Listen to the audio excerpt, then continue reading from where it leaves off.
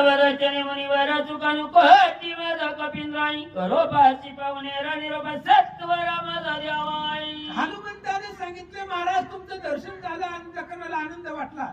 आता मला चहा पाणी नाश्ता काही गरज नाही म्हणले करू नका. तेवढा वेळ माझ्यापाशी नाही, मला लवकरात लवकर जायचंय. हनुमान बोलतात देविताचा जनग्राहीचे उदकांतर पुनीत वय देवकाई प्राप्त होय दर्यानानिक ब्रह्मसुख देखत्व पावे.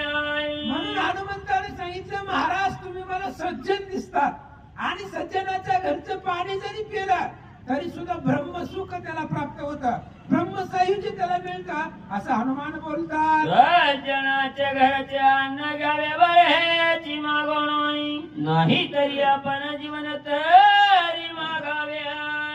हनुमानजी बोलतायत बघा तुम्ही सज्जन आहात आणि सज्जनाच्या घरचं अन्न बळच मागून घ्यायचं. त्या अन्नामध्ये पवित्रता असते आणि ते अन्न सेवन केल्यानंतर ब्रह्मसायुज्य प्राप्त होतं. म्हणून सज्जनाच्या घरचं अन्न बळच मागून घ्या आणि जर त्याच्या घरी अन्न नाही भेटलं, जेवायला नाही भेटलं तर सज्जनाच्या घरचं पाणी पिल्यावर सुद्धा उद्धार आहे. हनुमान सांगतात